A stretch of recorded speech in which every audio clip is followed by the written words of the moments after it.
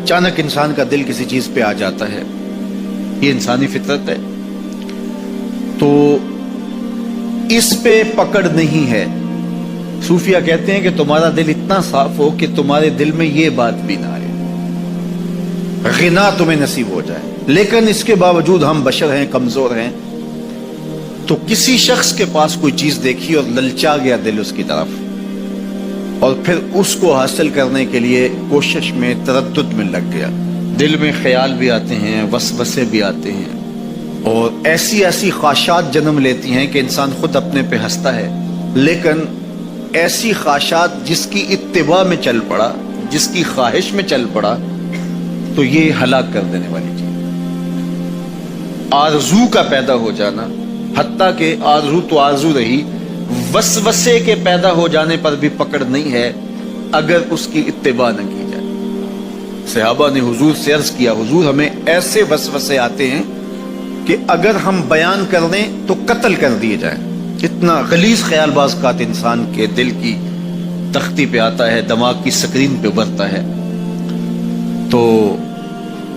فرمایا کہ تم کیا کرتے ہو؟ تو انہوں نے کہا کہ ہم اس کو جھٹکنے کی کوشش کرتے ہیں، جب اس طرح کا کوئی خیال آتا ہے تو بندہ اس کو جھٹکتا ہے، دور کرتا ہے، اور بندہ خوف زدہ ہوتا ہے اور اللہ کی پناہ میں آتا ہے، اور اس کی ایک حالت ہوتی ہے۔ تو اس حالت کا انہوں نے ذکر کیا کہ ہم تو پھر یہ کرتے ہیں، تو فرمایا کہ ذالک صریح الایمان، یہ تمہارے واضح ایمان کی علامت ہے کہ اس وسوسے کے بعد جو تمہاری طبیعت میں بے چینی اور بیزاری پیدا ہوئی، اور اس کو دھکیلنے کے لیے، اس کو خیال سے ہٹانے کے لیے، اس کو تصورات سے دور کرنے کے لیے جو تم نے کوشش کی، یہ تمہارا ایمان تھا جو کھڑا ہوا، اور تم اس سے بچنے کی کوشش کرتے ہو، تو یہ تمہارے ایمان کی علامت ہے۔ تو خالی وسوسہ اگر کتنا ہی غلیظ کیوں نہ ہو، اگر اس وسوسے کو خیال کا حصہ بنا کے اس سوچ کو لذت کا سبب نہ بنا لیا جائے، حتیٰ کہ غیر محرم کے اوپر آپ کی نظر پڑ گئی، تو فرمایا النظرۃ الاولی لک والثانیۃ علیک، جو پہلی نظر تجھے حاصل ہوئی تو وہ تیرے لیے ہے، لیکن اگر تو نے نظر کا تتبع کیا اور پھر تیری نظر نے دوبارہ پیچھا کیا تو وہ تیرے اوپر وبال بن جائے گی۔ تو خواہش کا، وسوسے کا، اور کسی ایسی چیز کا دل اور دماغ کی سکرین پہ ابھرنا اور خیال پیدا ہو جانا، یہ کوئی بات نہیں ہے۔ انسانی زندگی کے اندر کتنے ہزار خیالات جو ہے وہ انسان کے دماغ میں جو ہے وہ پیدا ہوتے ہیں، اور پیدا ہو کر کے مٹتے ہیں، پھر نئے پیدا ہوتے ہیں۔ کبھی بھی انسان کا دماغ خالی نہیں رہتا، ہر وقت سوچتا ہے۔ آپ اگر یہ طے کر لیں کہ میں کچھ نہیں سوچنا،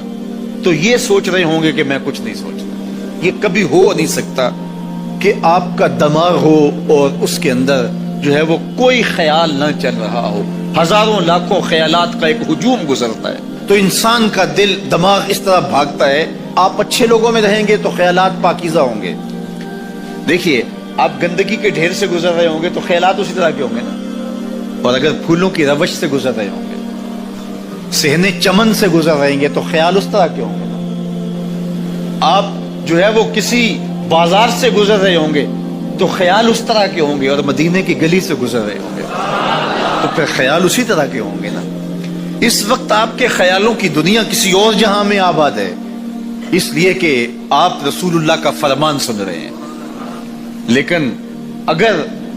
آپ کے سامنے کو گویا غزل گا رہا ہو تو پھر خیال کی وادیوں میں بھٹک کے کہیں آپ اور کھڑے ہوں گے۔ اب بات حضور کے فرامین کی ہو رہی ہے تو تصور پھر گنبد خضرا کے مکی کا ہی ہوگا نا، تصور تو پھر شہر حبیب کا ہی ہوگا۔ لیکن اگر آپ باتیں دوسری جانب کی کر رہے ہو تو تصور پھر ادھر جاتا ہے، اور اسی لیے ہمارے علماء نے کہا کہ گانے کی طرز پہ نعت نہیں پڑھنی چاہیے، اس لیے کہ گانے کی جو معروف طرز ہوگی، جب اس طرز پہ نعت پڑھی جائے گی تو سن آپ نعت رہے ہوں گے، طرز سے آپ کے دماغ اور آپ کے خیالات بھٹک کے کہیں اور چلے جائیں گے۔ اس لیے یہ گوارا ہی نہیں ہے کہ ذکر رسول اللہ کا اور خیال کہیں اور جا رہا ہو، خیال آوارہ ہو اور بھٹک رہا ہو۔ جب تذکرہ حضور کا ہو رہا ہو تو خیال بھی گنبد خضرا کے مکی کا ہی ہونا چاہیے۔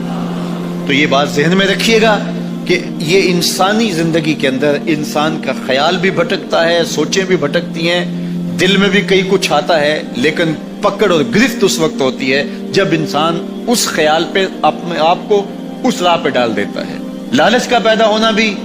شریعت میں ماخوذ نہیں ہے. وہ تمہارے لیے جو ہے وہ وبال تب بنے گی جب تم اس کی اتباع کرنے لگ جاؤ گے, اس خواہش کے پیچھے لگ